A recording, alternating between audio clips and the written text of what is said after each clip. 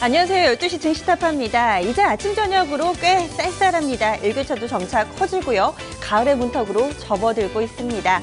8월에 벌써 마지막 거래일입니다. 우리 증시 8월 아마 앞으로도 두고두고 회자될 만한 상당한 큰 폭의 변동성이 있었던 한 달이었는데요. 양시장은 나란히 5% 넘게 하락하는 흐름을 8월 한 달 동안에 보여줬습니다. 이 상처를 벗어내려고는 하는데 쉽지가 않죠. 상처받은 우리 증시 뭔가 약을 발라줘야 할 텐데요. 아직까지 준비되어 있는 약은 뭔지 모르겠습니다. 오늘 9월은 어떨까요? 함께 예상해 보시면서 또 오늘 포트폴리오 정리해 보시죠. 증시타파 출발합니다.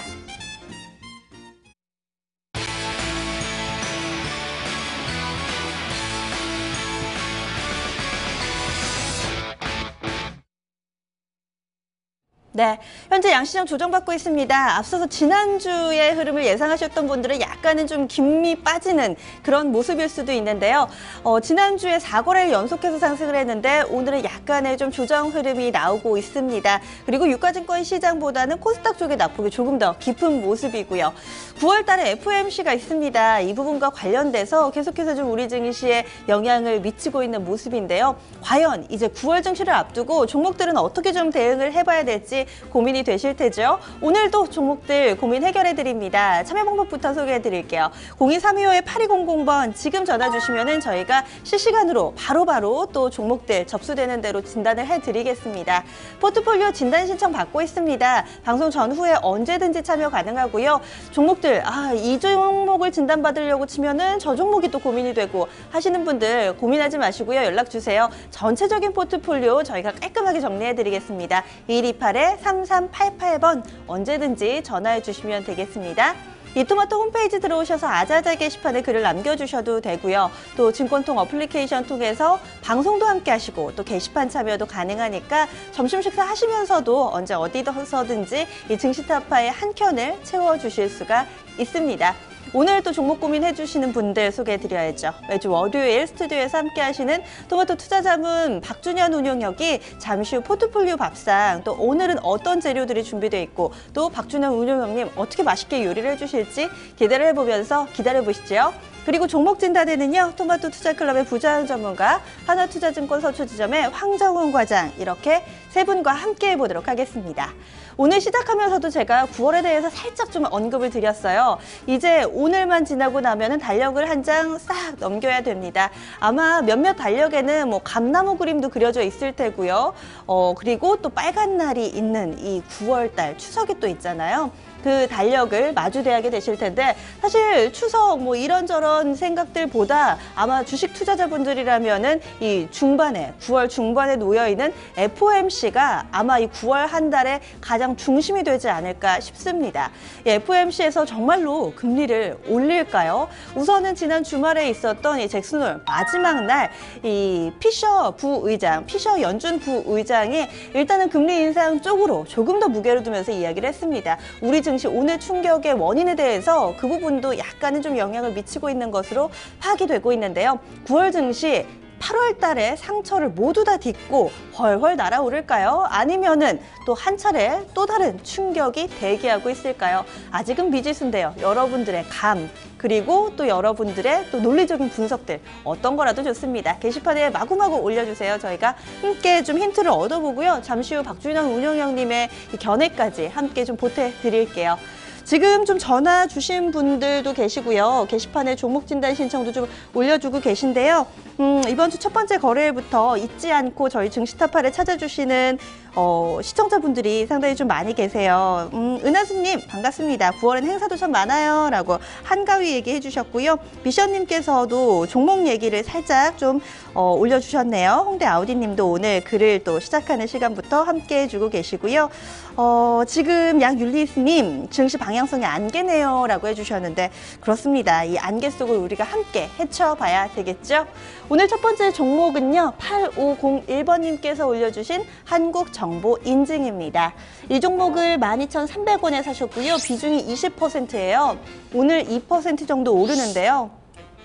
사실 한국정보인증, 한국정보공학, 뭐 한국정보나 한국전자로 시작되는 종목이 상당히 많아서 저도 이런 이름의 종목들 올라오면은 자칫 긴장을 하게 됩니다. 한국정보인증입니다. 이 종목에 대해서 또 진단 저희가 들어봐야 되겠죠. 토마토 투자 클럽 부장 전문가님, 이 종목 어떻게 보시나요? 예, 반갑습니다. 저는 이렇게 봅니다. 이 한국정보인증은 요즘 시장에 뭐 핀테크라든가 이런 관련해서 상당히 좀 기대가 좀 큰 종목이다 이렇게 말씀드릴 수 있겠고요. 작지만 강한 기업이다 이렇게 봅니다. 재무적으로도 상당히 좀 좋고 그리고 잘 나가는 업황이 좀 기대되는 그런 쪽이고 사실 1997년 7월에 설립될 때는 아시겠지만 공인인증서 발급하는 기관이거든요. 또 암호화 기술, PK 솔루션이라든가 이 웹보안서 쪽에서는 상당히 좀 업력이 좀 오래됐기 때문에 그런 부분에 연간 매출이 규모로 봐서는 작아요. 한 300억 정도 매출 올려가지고 4, 50억 정도의 영업이익을 내는 회사니까 규모는 크지 않지만 나름대로는 알차게 수익을 내고 있다. 부채비율 30% 정도 되고 유보율이 200% 되는 거 봐서는 그렇게 큰 돈을 버는 회사는 아닙니다. 말씀드린 대로 테마고 주가가 좀 많이 올라간 것이 아닌가 싶습니다만은 거래량도 좋고 단기적으로 봤을 때는 주가가 올라가는 추세이기 때문에 이 종목에 대해서는 기술적으로 좀 접근시켜 보겠습니다. 지금 일봉 기술적으로 봤을 때는 수급선들이 한 번씩은 다 수렴이 됐어요. 무슨 얘기냐면은 주가가 5,000원, 6,000원에서부터 14,000원까지 아주 큰 시세를 1년 동안 냈다면은 2015년 한 해에서 말이죠. 한 해에 보면은 지금 8월이지 않습니까? 이 4,000원짜리가 앞자리가 늘어났으니까 엄청 올랐죠. 그러니까 단기적으로 한번 쉬어갈 만한 자리고 중기적으로도 고점이 14,000원대이기 때문에 저는 단기 목표는 지난번 고점 자리 14,000원까지 제시해드리고요. 일봉 선상에서 61선, 121선에 지금 수렴의 과정이 끝났는데 이 10,000원 지지를 받고 무너지지만 않는다면 계속 보유하고 단기, 중기적으로 보유 의견 제시하겠습니다. 예. 단기, 중기, 보유 일단은 좀 들고 가 보시는 게 어떨까요? 그리고 지금 게시판에 오늘 이 9월 증시 전망과 관련해서 여러분들의 의견을 좀 여쭤봤는데 아무래도 금리와 관련해서는 매도 먼저 맞고 가는 게 낫다고 그동안 사실 금리 인상 이슈가 나올 때마다 우리 증시가 흔들렸기 때문에 죽이 되든 밥이 되든 좀 털고 가자라는 심리가 상당히 좀 큰 것 같아요. 게시판에 올려주시는 분들도 대부분 그런 의견 주셨는데요. 지금 보니까 오늘 이 칠봉이님께서도 금리 인상을 한 차례 하고 가는 게 낫겠다고 의견 주셨고요. 그리고 율리스님께서도 인상하는 게 좋을 듯요. 이렇게 또 한 줄을 남겨주셨습니다. 미션님께서는 앞서서 저희가 살펴드린 한국정보인증 저희 게시판에 자주 글 올려주신 공자님께서도 들고 계신 종목이라고 또 언급해 주셨고요. 스캘퍼님의 의견 그리고 투카스님의 의견은 저희가 종목 하나 더 살펴보고 나서 제가 쭉 정리를 해드릴게요. 두 번째 살펴볼 종목이 6439번님께서 올려주신 테크윙입니다. 아마 신청해 주시고 좀 기다리고 계실 거예요. 지금 봐드릴게요. 1,500원에 사셨고요. 비중 30%. 오늘은 좀 부진하네요. 3% 정도 하락하면서 현재도 원금에서는 약간은 좀 밑돌고 있는 모습입니다. 이 종목에 대해서는 어떻게 대응해 볼까요? 부장 전문가님.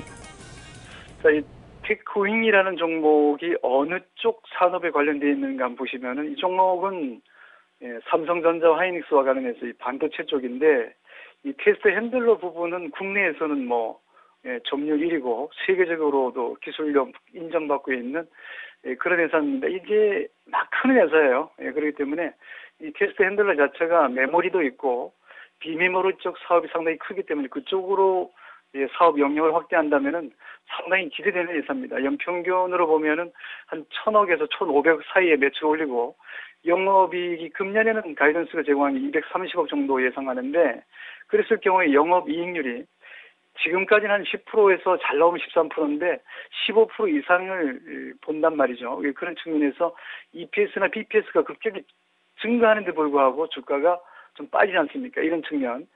재무적으로는 아무 문제가 없어요. 그러나 반도체 대장주들이 약하기 때문에 기술적으로 좀 조정받고 있다 이렇게 말씀드리고요. 저는 이렇게 봅니다. 이 종목 기술적으로는 쉬어가는 그림이 한번 나왔지만 중장기적인 추세는 무너지지 않았다 이런 측면이기 때문에 일봉에서는 60수급선과 경계선 120일선 다 무너뜨렸기 때문에요. 201선은 아래쪽에 있고 서서히 반등을 하는 그룹이기 때문에 9,700원짜리가 무너지지 않으면 살아있는 종목이고 이 종목은 단기는 11,500원이 되겠지만 중기적인 관점에서는 13,000원까지 충분히 지금 수익을 낼 수 있는 자리이기 때문에 지금 매수한 시점은 그렇게 나쁘지 않아요. 그래서 저는 단기, 중기적으로 보유 의견 제시하면서 중기적으로는 13,000원 제시하겠습니다. 예.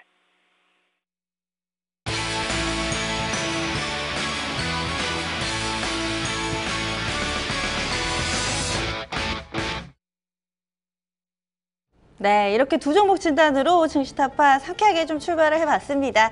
게시판에 9월 증시 전망과 관련해서 여러분들의 의견을 좀 듣고 있습니다. 그런데 아무래도 핵심 이슈가 이 9월에 있을 미국의 FOMC이기 때문에 그런지 대체로 금리 인상과 관련된 의견을 주고 계세요. 그런데 또 재미난 점이 거의 만장일치입니다. 게시판의 의견은 9월에 금리 인상을 하고 가는 게 맞다. 매도 먼저 맞고 가는 게 낫다라고 의견을 좀 많이들 주고 계신데요. 투카스님께서도 9월에 인상하든지 12월에 인상하든지 어떤 차이가 있나요? 라고 이야기하시면서 차라리 좀 이런 부분 부담스러운 내용은 털고 갔으면 좋겠다고 의견 주셨고요. 스케이퍼님 같은 경우도 작년부터 이런 부분 내용이 좀 나왔고 뿐만 아니라 현재 금리가 초저금리 수준이기 때문에 올라간다는 것에 대해서는 투자자들이 어느 정도 알고 있었다.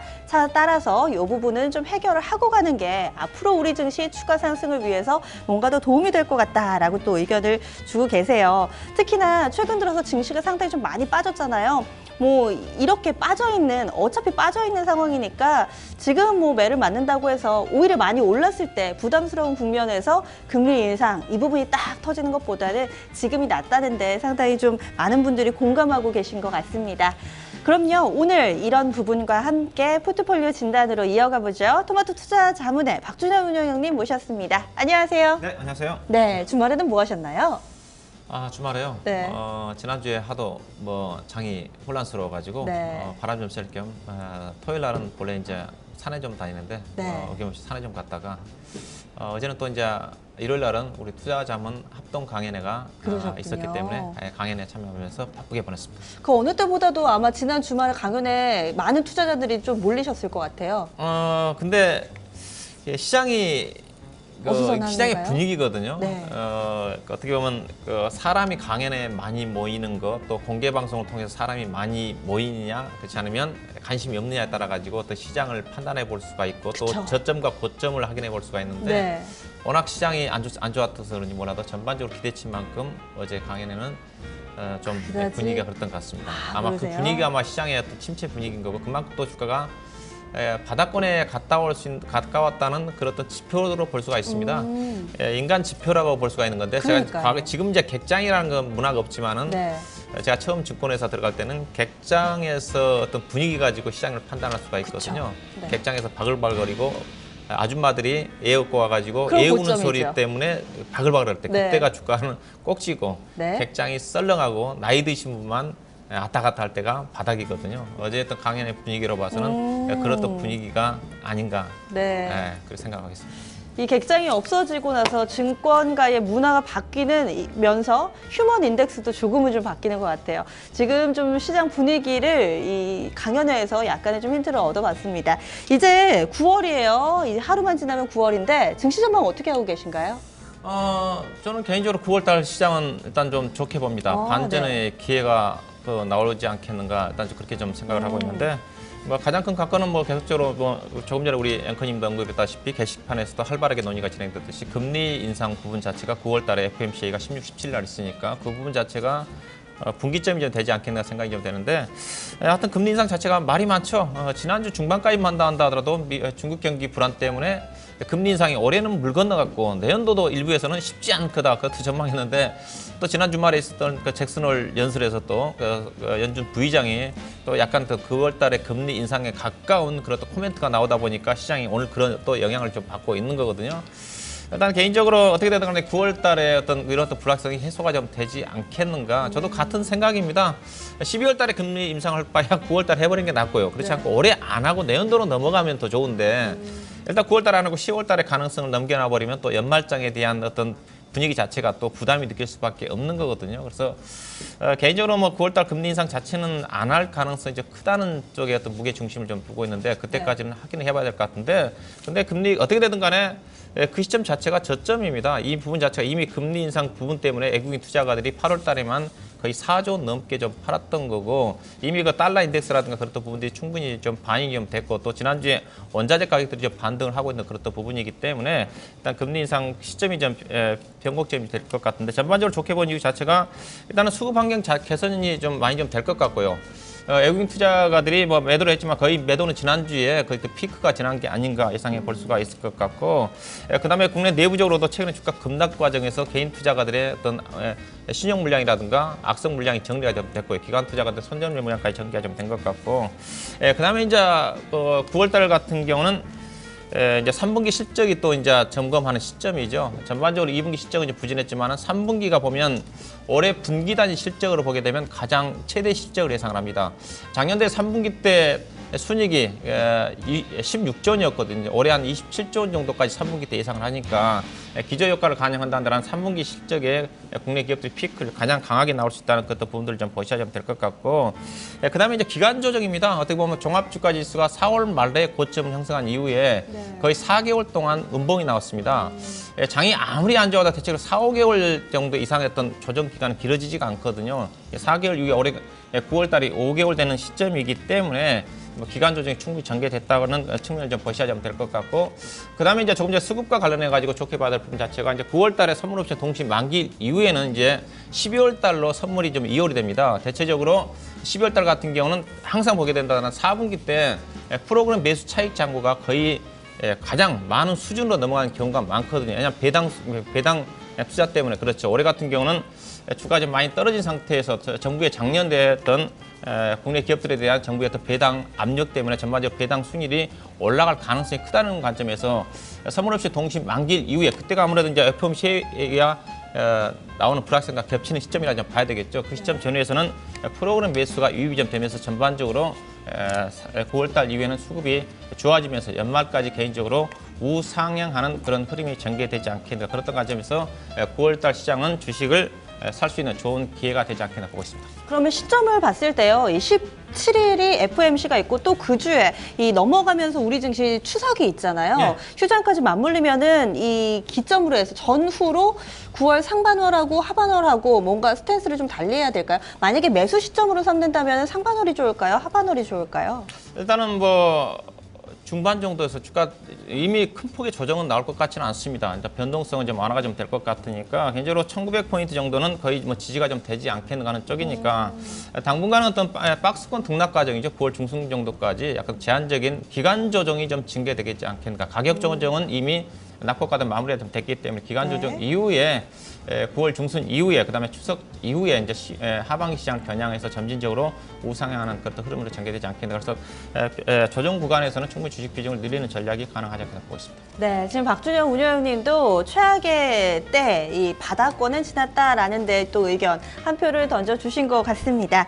지금 보니까 앞서서 저희가 이 예전에 이 매매할 때 박준영 운영님께서 아이 엄마들이 아이 없고 객장 오고 뭐 이런 문화에 대해서 잠시 설명을 해주셨더니 그때를 함께 하셨던 투자자분들은 또 살짝 추억에 젖으셨나 봐요. 알수롱님께서는 1990년대 때 그때는 또 주식할 때 모뎀 연결하고 뭐 이렇게 컴퓨터로 매매를 했는데 세월 참 빠르다고 또 글을 남겨주셨고요. 그리고 또 아무래도 이 증시 전망과 관련해서 이제는 좀 불확실성을 또 없애고 가는 게 좀 더 낫지 않을까라는데 대체로 의견을 좀 함께 해주고 계신 것 같습니다.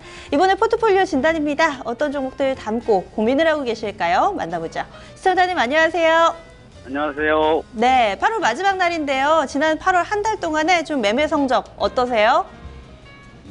그렇게 좋지 못했어요. 아무래도 좀 시장이 많이 출렁거려서 시장 대비로는 좀 선방하셨나요? 아니면 시장 대비를 좀 못하신 것 같으세요? 못한 것 같아요. 저희가 좀 도와드려야 되는데 어떤 점이 가장 힘드셨어요? 글쎄요, 지금 코스온이나 메디포스트 네. 이런 걸 좀 전망을 밝게 봤는데 아직 조금 좋지 못해서 걱정이에요. 지금 코스온 메디포스트 말씀하시는 거 보니까 제약바이오 화장품 쪽에 포트를 좀 들고 계신 것 같아요. 종목들 저희 매수가하고 비중까지 쭉 다 알려주세요. 메디포스트가 127,800원에 20%. 네. 코스온이 31,000원에 20%. 그다음에 셀바이오텍이 64,000원에 20%. 파미셀 73에 15%이래요. 네. 지금 그리고 현금이 25% 되시고 종목은 네. 어떻게 좀 보통 고르시는 편이세요? 방송 보고 좀 골라요. 아, 그러셨구나. 지금 이 종목들은 대체로 한 7, 8월쯤에 사신 거예요? 예. 아, 그런데 지금 좀 손실을 내고 계셔서 고민하고 계신 것 같아요. 어떤 네. 부분이 가장 좀 걱정되세요? 네. 어떤 부분이 가장 걱정되세요? 고민되시는 부분 좀 설명해 주세요. 메디포스트하고 셀바이오텍 그 점 아. 걱정돼요. 네, 지금 네. 좀 손실이 점차 커지고 있어서 걱정을 하고 계신 것 같은데요. 알겠습니다. 저희가 가격 전략하고요. 종목 내용까지 좀 짚어드릴게요. 네. 네, 감사합니다. 아직까지 좀 시장 제약바이오와 화장품은 한 차례 좀 휩쓸고 이제는 좀 쉬는 국면인데 아직 그 밥상을 좀 들고 계시는 분들이 고민이 많은 시점이 아닐까 싶습니다. 저희 오늘 신청해 주신 시청자분도 좀 그런 것 같은데요. 진단 들어볼까요? 박준환 운영님 좀 어때 보이세요? 예. 일단 뭐 딱 보면 포트가 뭐 바이오 제약 쪽에 성장주 쪽에 쏠려 있죠. 네. 이들 종목들이 이제 뭐 7, 8월 달에 6월 달, 7월 달에 시장에서 또 뜨겁게 달아올랐던 어떤 소문이 많이 났던 뭐 소문이 많이 난 주식을 우리가 그런 격언 있잖아요. 소문난 잔치상에 먹을 것 없다. 근데 소문나기 전에 좀 들어갔어야 되는데 소문나고 난 다음에 쫓아갔더니 별로 먹을 것 없이 고점에 사가지고 상당히 고생하고 있는 그런 편인 것 같은데 전반적으로 포트 자체가 개인 투자가의 대부분 이런 포트입니다. 포트이고 우리 시청자님 같은 그래도 종목별로 적정하게 비중을 좀 유지를 했어요. 그리고 일부 종목이 높게 상승했지만 최근에 주가가 급락한 것 과정을 감안한다면 그게 뭐 아주 나쁘게 매매한 건 아닌데 전반적으로 시장의 분위기 쪽에서 특히 특정한 성장 쪽에 지나치게 쏠림이 나왔던 부분 자체가 전반적으로 부진했던 것 같습니다. 그래서 이 종목 포트는 한마디로 말씀드리면 건강을 생각하지 않은 편식된 어떤 포트다 그렇게 좀 말씀해야 될 것 같습니다. 네, 식습관 가운데 편식은 정말 좋지 못한 습관이잖아요. 이제 좀 바꿔드려야죠. 골고루 드실 수 있게. 그리고 지금 현재 차려져 있는 밥상들 저희가 좀 바꿔볼게요. 첫 번째 메디포스트입니다. 운영님 가장 걱정된다고 하셨는데요. 어디에 놓을 수 있을까요? 메디포스트라도 이들 종목은 가끔 먹어야 되는 주식입니다. 시기에 맞게. 왜냐하면 이 종목은 2년 전에 한번 대규모 큰 시세를 났던 종목이거든요. 이번에는 이제 후발적으로 움직였던 종목이니까 각 피자 같은 경우 자주 먹으면 맛없지 않습니까? 그쵸, 물리죠. 그렇죠. 뭐 한 달에 한 번 정도라든가 간식으로 먹어야 되는 종목이 때에 따라서 어떤 바이오 헬스케어 종목들이 움직일 때 매매를 해야 되는 종목이다. 이 종목은 아까 시세가 안 났으면 괜찮은데 2년, 3년 대규모 시세가 큰 시세가 났던 종목이기 때문에 특히 이런 종목 그렇게 좀 봐야 될 것 같다는 관점에서 네. 피자에 좀 비교를 해보도록 하겠습니다. 요즘에 좀 시장에서 주목하고 있는 내용은 어떤 것들이 있나요? 일단 이 회사는 뭐 제대열 분야의 국내 시장 점유율 1회사거든요. 예산 이제 53% 정도가 되나요? 이 회사 매출 비중이 거의 70%가 제대열 은행 쪽입니다. 제대열 은행 자체가 보관해주는 쪽이기 때문에 보관 자체가 장기화라고 하거든요. 그래서 그에 따른 어떤 안정적인 어떤 이익 창출은 가능한데 성장성은 크지는 않다. 그렇게 봐야 될 것 같고. 그다음에 이제 회사가 이제 매출 비중이 많은 게 한 14% 정도 되는 게 건강식품 쪽입니다. 건강식품 쪽은 회사가 크게 수익에 기여할 부분이 아닌 것 같고 회사의 성장 모멘텀이 결국은 매출 비중은 전체 세 번째지만 카티스템이라는 어떤 인공 관절염 줄기세포 치료제라고 좀 봐야 될 것 같습니다. 이 부분 자체가 회사의 주가 성장 모멘텀인데 뭐 최근에 인공 관절 치료하는 환자 수가 지속적으로 증가 좀 되고 있기 때문에 매출은 좀 증가가 좀 되는데 생각했던 것만큼 그렇게 매출이 크게 빠르게 증가되는 것 같지는 않습니다. 즉 주가 상승 속도에 비해서 이 회사의 주력 포인트인 인공관절 카티스템 매출 자체가 제한적으로 성장하고 있기 때문에 주가가 빠르게 올라가지 못하고 있는 게 아닌가 좀 봐야 될 것 같고요. 전반적으로 뭐 최근에 이제 줄기세포 화장품에 진출하고 있지만 이 부분도 좀 더 먼 미래라고 좀 봐야 될 것 같습니다. 그래서 현재 주가 자체는 아직까지는 먼 미래에 대한 기대 실적 자체를 상당 부분 많이 반영을 하고 있기 때문에 주가는 더디게 진행될 수밖에 없다는 관점에서 주가가 의미 있는 상승을 하기 위해서는 좀 더 구체적으로 어떤 실적이 나와야 될 것 같고 모멘텀이 좀 필요하지 않겠는가 뭐 그런 관점에서 접근을 좀 하셔야 되지 않을까 봐야 될 것 같습니다. 네, 지금 좀 단기적으로는 제대로 주가를 끌어올릴 만한 재료를 좀 찾지 못하는 것 같은데요. 가격 전략 어떻게 세워볼까요? 네, 일단은 이 종목은 기술적으로 본다면 우리 시청자님 12만 원대에 샀기 때문에 12만 원대까지는 가기는 좀 시간이 좀 필요해 보입니다. 필요해 보이는데 일단은 기술적인 반등 목표치는 단기적으로 짧게 보는 목표치는 일단 제가 전반적으로 우리 시청자님 같은 경우는 그 바이오 헬스케어 쪽에 너무 성장 쪽에 집중돼 있기 때문에 비중 좀 축소한다는 관점에서 메디포스트 같은 경우 98,000원 정도 올라온 시점에서는 기술적으로 그 시점에서는 비중 좀 축소하는 그런 매매 전략이 필요하지 않겠나. 그래서 매도 목표 가격 98,000원이고요. 그 다음에 손절 가격은 최근에 78,000원 정도 전후가 저점권이니까 그것만 이탈되지 않으면 손절을 하지 않는 선. 78,000원 이탈하는 선에서는 비중이 20% 정도 좀 되는 거니까 10% 정도는 비중 축소하는 그런 매매 전략도 병행을 해야 될 것 같습니다. 네, 첫 번째 메디포스트였습니다. 이어서 화장품주 코스원으로 넘어가 보죠. 코스원은 어디에 해당할까요? 예, 일단 코스원은 성장주이지만은 실적이 확실하게 강하게 뒷받침되는 그런 종목인 것 같습니다. 그래서 일단은 좀 양찬피 쪽에 좀 비교를 해보고 싶은데요. 주가가 좀 많이 올라왔지만은 그래도 아마 그 화장품 시장에 대한 관련 종목 중에서 이만큼 성장성이 뛰어난 종목들은 없을 것 같습니다. 굉장히 긍정적으로 보시는데요. 그렇죠. 예, 일단은 이제 그렇죠. 예산은 알다시피 중국 화장품 시장에 대한 성장 모멘텀 이미 이제 공장이 정상 가동이 좀 되면서 올해와 내년도까지 연평균 거의 향후 한 3년 동안 50% 정도까지 매출액이 성장을 할 것 같습니다.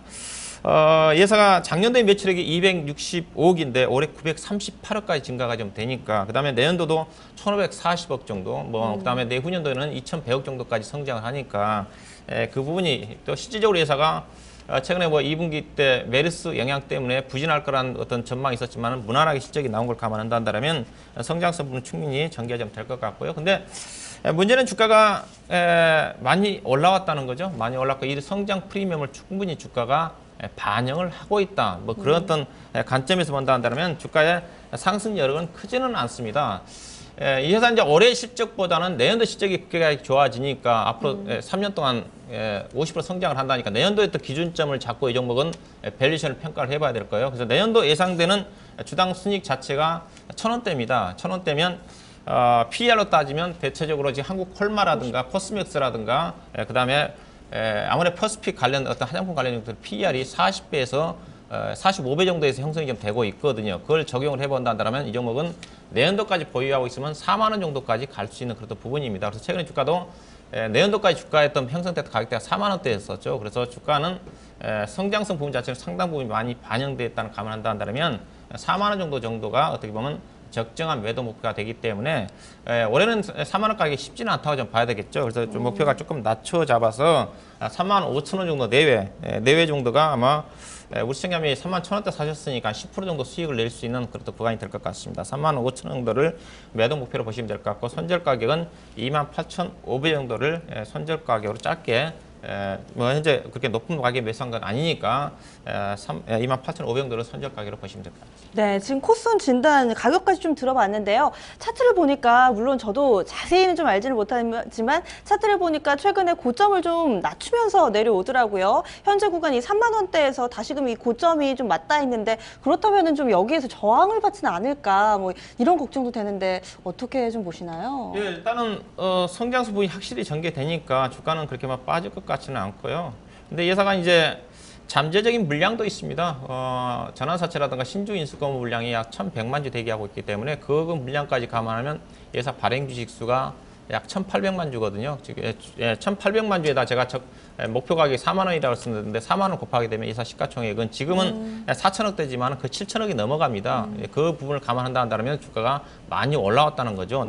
이 회사가 2016년도에 예상되는 단기 수익 자체가 300억입니다. 300억인데 현재 시가총액 자체가 잠재적인 물량까지 감안하면 7천억이라는 것 자체는 상당 부분 그런 어떤 주가가 많이 반영돼 있기 때문에 주가의 상승 여력 자체는 이미 개인적으로 42,000원대가 올해는 저는 고점은 형성이 됐다고 보고 있는 쪽입니다. 그래서 45,000원 정도 내외 정도가 기술적으로도 42,000원대에서 최근에 2만 원대, 22,3천원대 저점과 반등이 나올 수 있는 가격대가 적정한 반등 매도가가 단기적으로는 35,000원대가 적정하다고 봐야 될 것 같습니다. 코스원은 쭉 들어보니까 챙겨봐야 될 부분이 상당히 많은 것 같아요. 지금 내년도 실적을 좀 땡겨다가 지금 좀 올해 강한 상승 흐름이 나왔기 때문에 당분간은 좀 힘들 것이다 이런 의견도 있고 또 이 물량에 대한 부담감도 함께 좀 가지고 있고요. 하지만 또 장기적으로 성장성을 봤을 때는 긍정적이다. 지금 이런 의견 코스원에 대해서 좀 저희가 짚어드렸습니다. 같습니다. 그래도 매수가가 많이 높지가 않으시잖아요. 그래서 좀 어느 정도 수익은 내실 수 있지 않을까라는 의견이었네요. 이어서 세 번째 종목 셀바이오텍입니다. 저는 지난 주말에 강화도 갔다 왔어요. 강화도를 갔는데 이 반갑게 셀바이오텍 공장이 거기 있더라고요. 네, 그래가지고 게다가 또 이 강화도 근처에 있는 건물들 중에서 셀바이오텍 건물이 뭔가 굉장히 좀 삐까뻔쩍하다고 해야 될까요? 굉장히 깔끔한 공장을 제가 좀 확인을 하면서 혼자 괜히 좀 반가워했었습니다. 셀바이오텍 요즘에 주가 흐름은 좀 어떤지 그리고 또 어떤 음식에 넣을 수 있을지 궁금해요. 네, 셀바이오텍은 우리 청장님이 이제 걱정을 하고 있다는 부분 자체는 높게 사셨기 때문에 이제 걱정을 하시는 건데 이 종목은 뭐 걱정할 길게 시간 투자를 한다면 걱정할 주식은 아닌 것 같습니다. 그래서 이 종목은 안정적으로 뭐 꾸준히 가져갈 수 있는 그런 종목이라는 관점에서 일단은 자장면에 좀 비교를 해보도록 하겠습니다. 네, 자장면이요. 보통 이 꾸준히 가져갈 수 있는 종목들에 많이들 비유를 해주시는데 셀바이오텍 어떤가요? 예, 일단은 뭐 이 사람 건강기능식품의 국내 1위 기업입니다. 상반기 때 이제 내추럴 엔터텍 때문에 판문 때문에 건강기능식품 시장 자체가 크게 유축되지 않겠는가. 여기다가 또 메르스 영향도 있었기 때문에 그런 어떤 우려에도 불구하고 예산은 2분기 시작 자체가 시장 예상치를 크게 상회하는 뭐 예상이 호실적인 발표가 좀 됐기 때문에 오히려 내추럴 엔터텍의 어떤 반사 이익을 예사가 좀 받으면서 1위 기업으로서 입지를 보다 탄탄하게 유지하고 있는 게 아닌가 이렇게 좀 봐야 될 것 같고요. 예사 실적은 상당히 눈부십니다. 2분기 때 실적을 본다 한다면 매출액이 133억인데 영업이익이 46억이니까 영업이익률이 무려 한 35, 6% 가까이 좀 되는 것 같습니다. 35, 6%면 아마 2012년도 이후에 가장 높은 어떤 이익 성장률이 좀 되지 않겠나 생각이 좀 되는데 전반적으로 광고 비용 자체가 많이 집행이 됐음에도 불구하고 이익률이 증가됐다는 것 자체는 떨어지지 않았다는 자체는 예사했던 향후 이 제품에 대한 상당히 경쟁력을 반영하고 있는 게 아닌가 좀 봐야 될 것 같고요. 예사는 꾸준하게 연평균 아마 20% 정도까지 지속적으로 뭐 성장을 할 것 같습니다. 안정적 성장주라고 좀 봐야 되겠죠. 앞으로도 뭐 건강에 대한 중요성은 지속적으로 부각이 된다는 관점에서 예사는 꾸준하게 실적이 좋아지는 종목인 것 같습니다. 예산은 이제 올해 예상되는 그 시정의 주당 EPS가 1,580원이고 내년도는 약 2,000원 정도 되는 겁니다. 이 종목 같은 경우는 안정적 성장주라는 관점에서 PER 한 40배 정도를 적용한다 한다면 올해 목표 가격은 뭐 6만 원 정도는 더 가야 될 것 같고 내년도 같은 경우 충분히 8만 원 이상까지는 지속적으로 뭐 상승할 수 있는 즉 예산은 연평균 15%에서 20% 정도의 지속적으로 성장이 가능한 그렇다 안정적 성장주가 되지 않겠는가 그런 관점에서 뭐 시간 투자가 가능한다면 지속적으로 가져갈 만한 종목인 것 같고요. 하지만 단기적으로 이제 매도를 한다 한다면 6만 5천 원 정도 내일 정도 우리 시청자님이 매수한 가격대가 6만 4천 원이죠. 그 정도까지는 충분히 가능하지 않겠는가. 아무래도 경기상이 불안한 국면에 진속이 된다 한다면 이들 종목처럼 셀바이오텍처럼 실적이 안정성이 뒷받침되는 종목 중심으로서 기관 투자가들의 매매가 연계될 수 있다는 관점에서 충분히 6만 5천 원 정도까지는 목표 가격이 가능할 것 같고요. 이 종목은 제가 판단하기에 선절매가 필요하지는 않은 주식인 것 같습니다. 실적이 확실하게 검증을 받았다는 관점에서 그렇지만 손절이 필요하다 한다면 4만 8천 원 정도를 손절 가격으로 보시면 될 것 같습니다. 네, 지금 셀바이오텍 단기적으로는 원금 회복하시고 나오실 수 있고요. 또 조금 더 가져가신다면 8만 원까지도 좀 긍정적인 전망이 나왔습니다. 제가 앞서서 셀바이오텍 공장 얘기하니까 강원도라고 좀 잘못 들으시는 저희 내가 제일 잘 나가님께서 강원도요 이렇게 또 올려주셨는데 강화도 이 서울 근교에 있는 강화도에 공장이 또 예쁘게 있더라고요. 마음 같아서는 좀 들어가 보고 싶었는데 선약이 안 돼 있어서 그럴 수는 없었습니다. 저희가 셀바이오텍 짚어드렸고요. 마지막 종목 파미셀도 제약바이오네요. 이 종목은 또 어디에 놓을 수 있을까요? 예, 뭐 파미셀도 어떻게 보면 잠깐 매매를 해야 되는 주식인 것 같은데 그래도 이 종목은 조금 약간의 가능성도 있는 주식입니다. 가격대상으로도. 근데 좀 시간이 좀 필요할 것 같은데 딤섬 정도를 좀 비교를 좀 해보고 싶네요. 네, 어떤 가능성이요? 예, 일단은 예사는 예사의 주가 상승 모멘텀은 줄기세포 치료제입니다. 현재 임상 2단계가 좀 마무리가 좀 된 것 같고 올해 하반기 때 뭐 제품이 3상이 좀 들어가면서 내년도에 본격적 제품까지 나오지 않겠나 그래도 기대감을 좀 가지고 있는 것 같은데 아직은 예사는 주력 매출 자체가 바이오 의약품 쪽입니다. 예산 바이오 의약품 글로벌 기업들이 바이오 신약을 개발하게 되면 그에 따른 바이오 의약품을 공급하는 회사이기 때문에 전반적으로 글로벌 제약사들에서 신약 개발이 활발하게 진행됨에 따라 가지고 그들 기업들 중심으로 해서 원료의약품 자체를 안정적으로 공급을 좀 하고 있는 것 같고요. 상반기 때 바이오 원료의약품 쪽에 대한 글로벌 쪽의 어떤 수출을 좀 많이 받아놓은 상태입니다. 그래서 2분기 시작 자체가 양호하게 좀 나온 상태인데 그렇지만 아직까지는 예산은 재무 내용 자체가 즉 신약 개발과 관련된 실적이 부각이 좀 되면서 재무 안정성이 확보되기 위해서는 먼 미래입니다. 한 2년 이상은 좀 돼야 되지 않겠나 생각되는데 예사가 최근에 2012년도 이후에 연평균 200억 정도 적자를 내고 있는 기업입니다. 앞으로도 계속적으로 신제품이 나오기 전까지는 개발 성과가 나오기 전까지는 돈이 지속적으로 들어갈 수밖에 없다는 관점에서 올해는 적자 규모가 줄어들겠지만 적자가 계속 증가가 된다면 결국은 주주들한테 증자를 한다든가 자본을 확충할 수밖에 없거든요. 이 예산은 실질적으로 2012년도 이후에 지속적으로 지금 자본금이 200억대에서 아마 260억인가요? 계속적으로 늘어나고 있습니다. 현재도 전환사채 물량 자체, 신주진 인수권 물량 자체가 대기하고 있다는 관점에서 여전히 그런 부분들의 가능성을 염두에 두고 접근하셔야 되지 않겠나 생각이 좀 되고 즉 흑자 전환하는 데는 주주들한테는 손을 안 벌릴 수 있는 시점 자체는 좀 더 시간이 필요하다는 관점에서 아직은 주가가 본격적으로 상승 전환하기는 어렵지 않겠나 생각이 좀 되고요. 다만 이제 가격적인 면에서 조정을 좀 받았기 때문에 규율적인 반등은 가능할 것 같은데 반등 여력 자체는 뭐 크지는 않을 것 같습니다. 일단 목표 가격을 개인적으로 6,000원 정도를 좀 보셔야 될 것 같고 이 종목은 손절 가격을 4,800원 정도 이탈한 시점에서는 손절 라인을 보고 접근을 좀 하셔야 될 것 같습니다. 네, 파미셀은 좀 아쉽지만은 그래도 원금까지 기다리시기보다는 그 전에 좀 정리를 하자라는 의견이었는데요. 지금 좀 편식이 심하세요. 어떻게 하면 좀 고른 영양을 섭취할 수 있을까요? 수정 레시피 주시죠. 예, 일단은 지나치게 이제 쏠림 현상, 특히 이제 상반기 때 인기주의 위주로 좀 많이 편승이 돼 있기 때문에 이 아마 때가 탄 종목들이 많습니다. 그래서 대부분 다 성장주들이기 때문에 일부 종목도 조금 전에 제가 매도 목표 가격 제시들은 가격 범위 내에서 반등이 나온다 한다면 골고루 좀 비중 좀 축소를 좀 하셔야 좀 될 것 같고요. 하셔야 될 것 같고. 이제 3분기, 4분기는 어떤 새로운 어떤 패턴이 나올 가능성이 있습니다. 또 이제 3월 달부터는 배당 투자라든가 그런 안정적 성장주 중심으로 해서 제한적인 어떤 수급이 쏠릴 가능성이 크다는 관점에서 안정적 성장주와 그다음에 이제 유동성 장세가 끝나고 이제 실적 장세가 가더라도 전개될 수가 있는 쪽이니까 실적 호전 종목 중심으로 해서 접근하는 그런 매매 전략이 좀 일부 편입하는 그 전략도 필요할 것 같습니다. 네, 알겠습니다. 조금 늦었는데요. 점심 식사 맛있게 하세요. 네, 고맙습니다. 네. 이렇게 박준현 운영위원과 함께 포트폴리오 진단해 봤습니다. 편식은 좋지가 못하죠. 저희가 좀 골고루 드실 수 있도록 현재 밥상을 싹 체질 개선해 드릴게요. 먼저 가격 전략부터 나갑니다. 첫 번째 종목입니다. 제약바이오 쪽의 메디포스트였고요. 앞서서 한 차례 좀 강하게 시세를 냈기 때문에 현재는 다소 좀 쉬어가고 있습니다. 이 종목은 보유 의견의 목표 주가는 98,000원, 손절 라인 78,000원 나왔습니다. 호소는 성장성은 있지만요. 역시나 좀 한 차례 강하게 시세를 내서 다소 부담스러운 국면으로 판단하고 있습니다.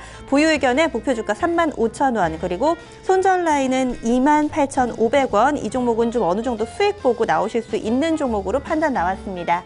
셀바이오텍도 보유 의견 단기적인 목표 주가가 65,000원이고요. 손절 라인은 48,000원입니다. 파미셀 매도 의견입니다. 6,000원, 그리고 손절 라인은 4,800원입니다. 이어서 수정 전략 살펴볼까요?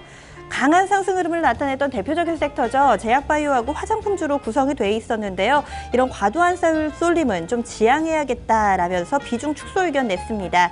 대신에 안정적인 성장주 그리고 3분기 실적이 좀 확인될 만한 실적 호전주로 새롭게 밥상을 꾸려보시는 건 어떨까요? 지금까지 레포트를 부탁해 짚어봤습니다. 네.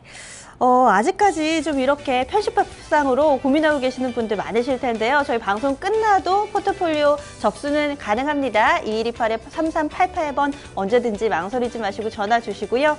오늘도 이 종목들 계속해서 좀 올려주고 계셔서요. 짚어드릴게요. 0090님 웰크론 신청해 주셨는데요. 손실을 좀 보고 계시더라고요. 5,820원에 비중 20% 사셨고 현재는 4,700원대에서 움직임 나타내거든요. 웰크론 지금 과연 좀 수익으로 다시금 돌릴 만한 가능성이 있을까요? 하나투자증권 서초지점으로 가보겠습니다. 황정훈 과장님, 웰크론 어떻게 보세요? 예, 웰크론 오늘장 지금 90원 정도 하락해서 4,730원 매수가 대비 좀 아직도 좀 빠져 있는 상태가 되겠습니다.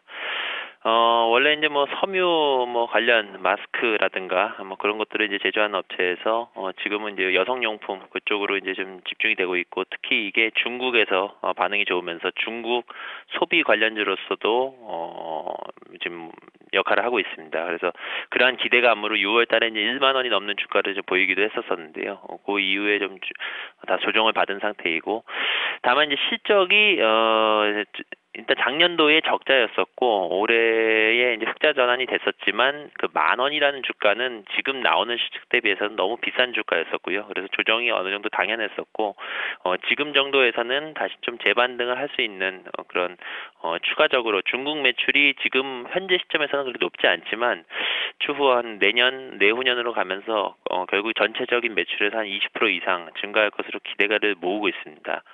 그런 뭐 웰빙 여성용품이라든가 또 마스크, 황사 마스크 같은 것들, 그런 것들의 중국 매출 기대감이 작용을 하고 있어서 뭐 현 시점에서는 그러한 성장성 기대감으로 점차적으로 좀 회복을 할 수 있는 그런 국면이라 볼 수 있겠고요. 다만 이제 사신 가격대 5,800원대는 좀 높은 가격대, 매수하신 진입했던 가격대는 좀 높았던 것 같습니다. 그래서 현 시점에서 보유하시되 매수가를 좀 넘어가는 한 6,000원 부근에서는 일단 좀 뭐 비중을 좀 축소하시면서 보시면 좋겠고. 뭐 그런 관점을 좀 대응을 하시면 좋겠고요. 좀 중장기적으로 성장할 수 있는 종목이지만 좀 매수하신 단가가 좀 높았다. 그렇게 좀 보시면 좋겠습니다. 웰크론 살펴봤습니다. 게시판의 내용이 좀 재미있나요? 지금 미션님께서는 저희가 앞서서 셀바이오텍 하면 또 듀오락이 생각나잖아요. 그런데 지금 사모님께서 아내분께서 이 듀오락 대신에 장안의 화제라는 다른 제품을 좀 드시나 봐요. 이런저런 제품들이 있네요. 저는 그동안에 증시에서 좀 관심 있었던 그런 제품 위주로 좀 알고 있었는데 그런 투자 아이디어도 좀 주고 계시고요. 외기타파님께서는 저와 의견이 같으시네요. 지금 여름 내내 저희가 좀 중식을 먹었잖아요. 이 포트폴리오 진단 시간에. 그래서 경양식으로 좀 메뉴 좀 바꿔달라고 여러 가지 좀 의견을 주고 계시는데 지금 접수가 된 것 같습니다. 가을에는 새로운 밥상 기대해 보죠. 지금 또 종목들 하나 둘씩 더 접수가 되고 있는데요. 페인트주들 요즘에 좀 많이 힘들더라고요. 노르페인트, 뭐 현대페인트 전반적으로 그렇죠. 현대페인트를 올려주신 분은 5787번님이고요. 2,662원에 25%, 2,600원대 사셨으면은 지금 한 이쯤 8월 달에 하락할 때쯤에 사시지 않으셨을까 싶네요.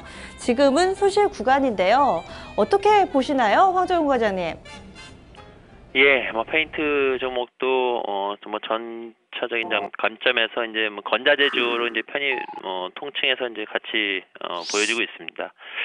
코스닥 시장이 이제 뭐 화장품 중심으로 이제 오르고 그 다음에 이제 제약 바이오, 그 다음에 이제 건자재들이 다시 한번 좀 부각을 받았었고 그 이후에 이제 시장이 좀 무너지면서 순차적으로 더 같이 좀 무너지는 모습이 좀 나왔었고요. 실적 대비는 좀 높은 주가다. 뭐 그런 또 뭐 실적 대비 좀 높은 주가에 대한 그런 부담도 좀 있었던 것 같습니다. 그래서 업종 전반적으로 이제 크게 조정을 받았고 다시 한번 이제는 뭐 좀 재반등을 노릴 수 있는 그런 시점이라 보여지는데 다만 페인트 종목이 이제 여러 가지 종목들이 있는데 현대 페인트만큼은 실적이 계속 좋지 못했습니다. 지금 3년 내내 적자, 2012년부터 내리 적자에 지금 1, 2분기 연속 계속 적자입니다. 페인트 업황이 사실 뭐 원자재 가격 하락 그리고 또 제품 가격은 상승하면서 상당히 또 업황 전체적으로도 수혜를 봤었음에도 불구하고 실적이 너무 좋지 못했습니다. 그래서 나머지 다른 페인트주들 대비 좀 미미한 움직임이 좀 나아졌다고 보여지고요. 지금 2,000원대 주가도 사실 1, 2분기 실적 대비해서는 비싼 주가입니다. 업종은 이 정도에서 좀 다시 좀 갈채비가 됐는데 종목은 좀 저조한 실적으로 인해서 좀 다른 페인트주들 대비 상승세가 약할 것으로 좀 보여집니다. 그래서 지금 매수 단가가 좀 높은 걸로 보여지는데 그렇다 하더라도 현 시점에서는 좀 3,000원을 넘는 반등은 좀 강하게 나오기가 좀 어렵다고 보여집니다. 그래서 좀 반등 시 좀 비중 축소하는 관점으로 보시면서 2,700원이 넘어갈 때마다 이제 비중을 좀 축소하시면서 3,000원 부근에서는 좀 다시 한번 좀 정리하고 다시 한번 좀 보시는 관점으로 좀 대응하시면 좋겠습니다. 네. 네, 이어지는 종목 진단도 부탁드릴게요. 네, 지금 이렇게 좀 살펴봤고요. 12시 30분, 우리 시간으로 12시 30분 중국 상해종합지수 오전장이 좀 마무리가 되죠. 현재 상황 간략하게 좀 정리해드릴게요. 중국 증시는 2.6% 하락으로 마무리됐습니다. 3,148포인트 마무리가 되면서 우리 증시에도 이 중국 증시 낙폭 키울 때 약간 좀 함께 밀리더라고요. 잠시 후 오후 2시에 다시 오후장 개장하니까 또 이 부분 확인해 보세요. 그럼 심심타파로 넘어가겠습니다.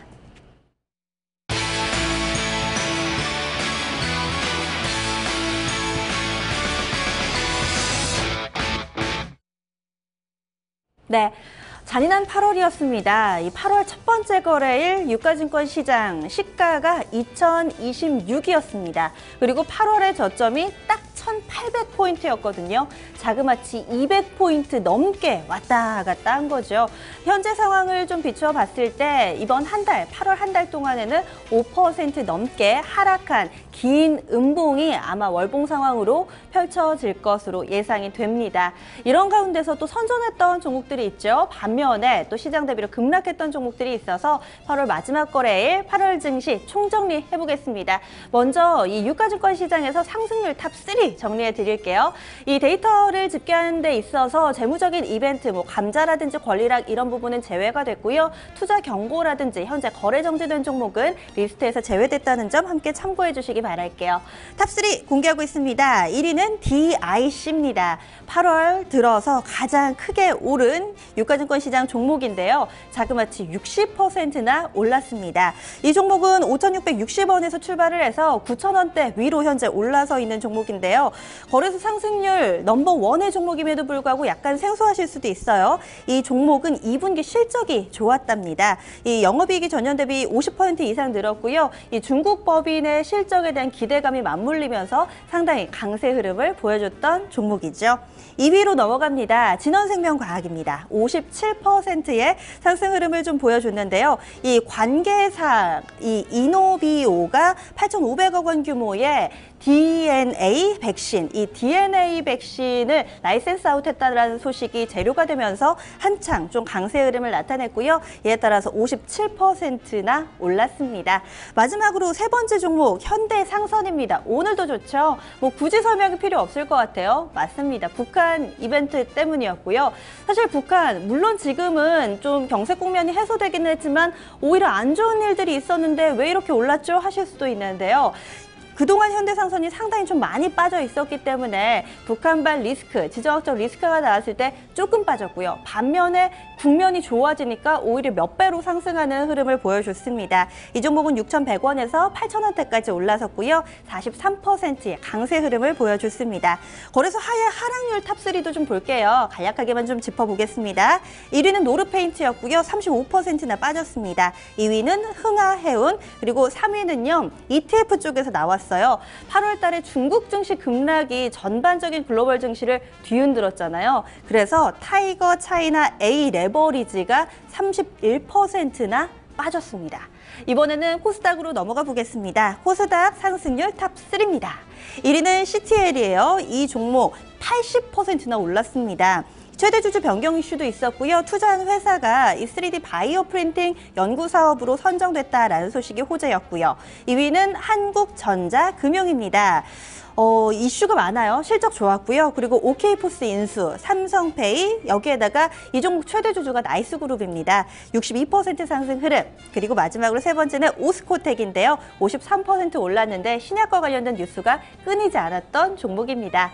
마지막으로 하락률 탑3입니다. 1위는 S맥이 차지했어요. ELK 인수를 했는데 이 M&A에 대한 부담감이 좀 작용하면서 주가는 45%나 밀렸고요. 2위 팜셀바이오는 산업은행 등 주요 주주들이 지분 매도하면서 한 달 동안에 40% 밀렸습니다. 용현BM도 비슷하게 낙폭을 기록하면서 하락률 탑3 불명의 전당에 이름을 올렸습니다. 여러분들의 종목들 제가 9월 달에는 상승률 탑3 리스트에 꼭 이름 올리기를 저도 함께 기대하겠습니다. 심심타파였습니다.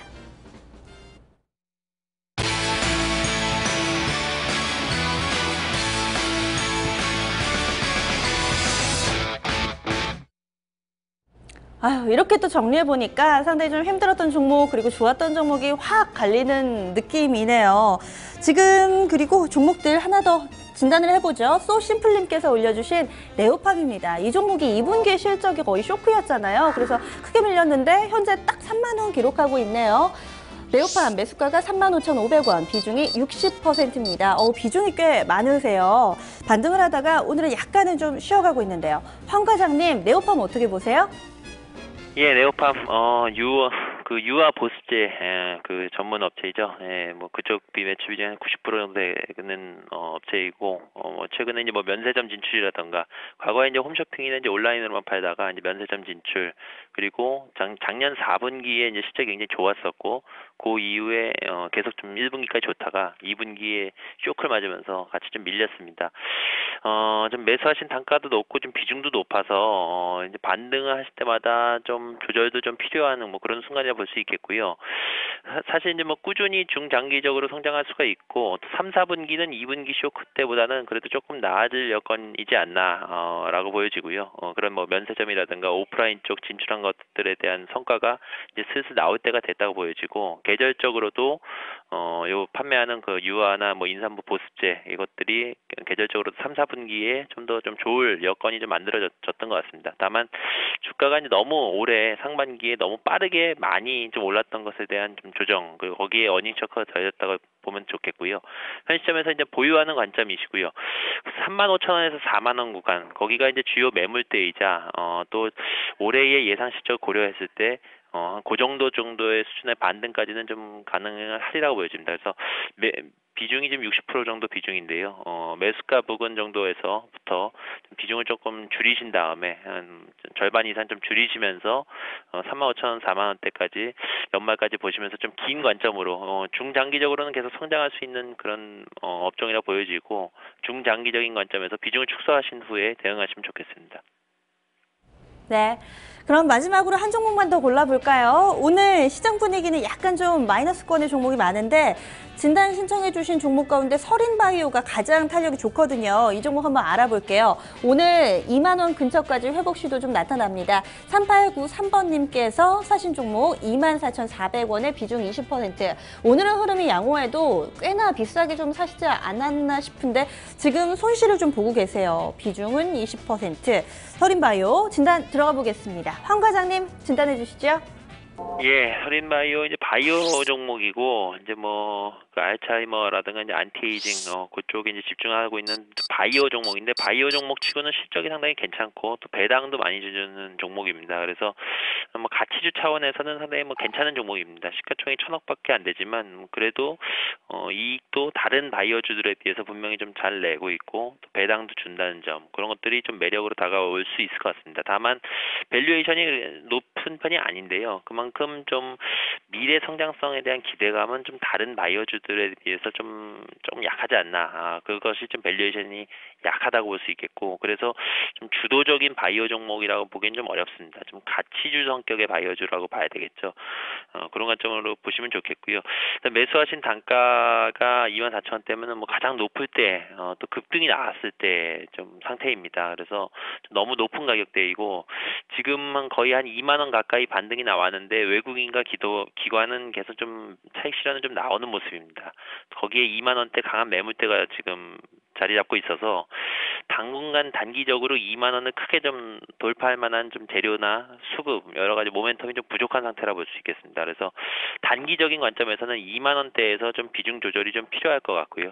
중장기적으로는 글쎄요, 좀 단가가 좀 많이 높지만 그래도 좀 밸류에이션이 높지 않다는 측면에서 중장기적인 관점에서는 좀 매수하신 가격대까지 좀 올라갈 수 있는 그런 아주 뭐 높은 가격대에 기업 가치 대비 높은 가격대에 매수한 건 아니기 때문에 아주 중장기적으로 대응하신다던가 아니면 2만 원대에서 비중을 좀 조절하시면서 탄력적으로 대응하시면 좋겠습니다. 네, 고맙습니다. 네, 고맙습니다. 네, 종목 진단 쭉 이어가 봤습니다. 양시장이 약간은 좀 조정받고 있는데 남은 2시간 낙폭을 줄여주기를 기대하겠습니다. 내일 이 시간도 놀러 오세요.